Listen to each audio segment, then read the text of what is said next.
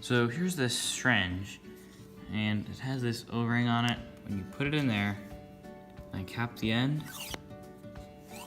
there's just no resistance. So obviously the O-ring is not sealing how it should. And if I try to suck up water, it sucks it up and then it goes right back down.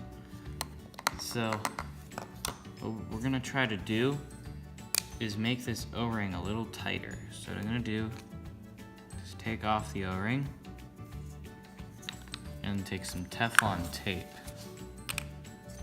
and put it in there to try to make that a little tighter.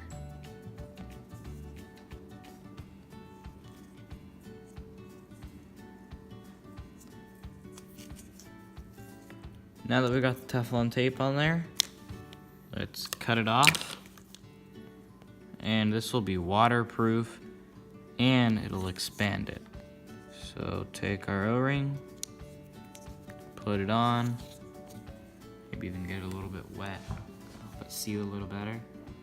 Put it on, and it's a lot tighter, and it really holds pressure now, and holds suction. Let's try it with the water.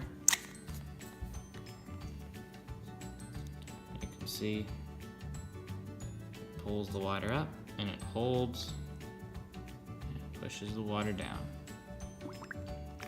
Using this Teflon tape expanded it perfectly, because whenever I was troubleshooting it, I put another brand new O-ring on here and it didn't work. It still didn't work. It was a flaw in the plastic. It just needs to be a little bit bigger.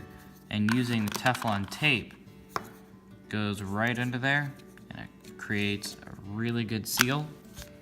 So that's a great way to fix an O-ring that isn't sealing how it should be. So if you ever have an O-ring that's not sealing how it should be, just try using some Teflon tape. So I hope this video was useful. If it was, don't forget to like and subscribe, and I'll see you next time.